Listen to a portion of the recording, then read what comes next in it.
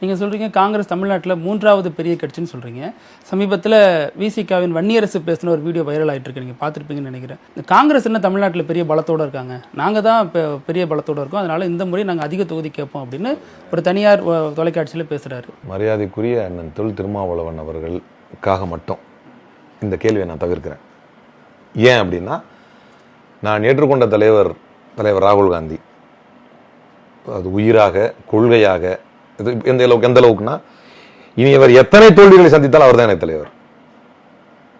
அதே மாதிரி இங்கு மாநிலத்திலே தலைவர் செல்வ பெருந்தகை.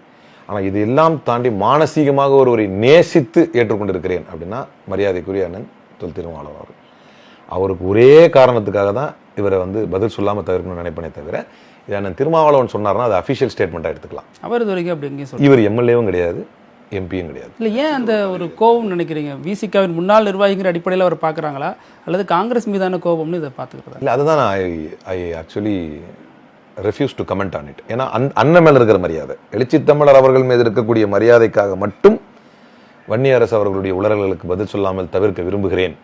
ஏன்னா இது இப்போ அவரை சொன்னாலும் அந்த கட்சியில் இருக்கிறவங்க என்ன நினைச்சுக்கோங்க, ஏன்னா அதுவும் அகைன் இவர் என்ன உளறினாலும் அதை விமர்சிப்பதற்கு நான் செல்லும் பொழுது அது கட்சியை பாதிக்கும், அது பாதித்தால் அது அண்ணனுக்கு ஒரு சங்கடத்தை உண்டாக்கும் அப்படிங்கிறதுனால. ஏன்னா மானசீகமாக ரொம்ப நேசித்து ஏற்றிருக்கக்கூடிய ஒரு தலைவராக அவரை நான் கருதுகிறேன்.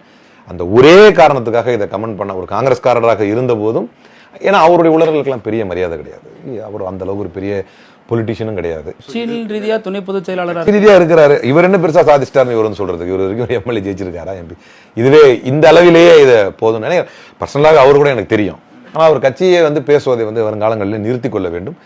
இங்கே பாஜக வைத்திருக்கக்கூடிய the kind of threat that BJP is posing in Tamil Nadu is too high. Complete focus is on Tamil Nadu no. So in times of இந்த மாதிரி ஒரு டிசைட்டில் we should lock our hands together. இந்த மாதிரி பிரிவினை கருத்துகளுக்கு அவர் இடம் தரக்கூடாது என்று நான் கோரிக்கை வைப்பேன்.